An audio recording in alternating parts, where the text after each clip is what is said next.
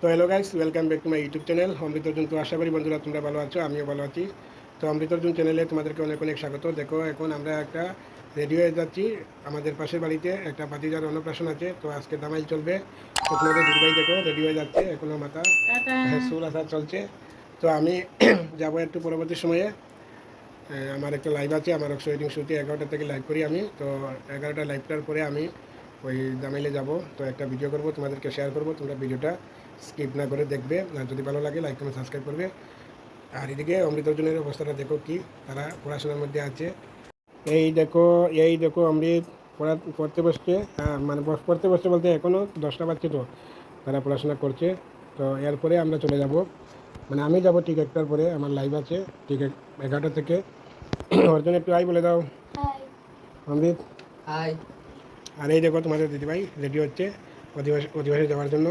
তো পরবর্তী সময়ে আমি গিয়ে যদি পারি তো একটা দামাইল তুলবো, তোমাদেরকে শেয়ার করব।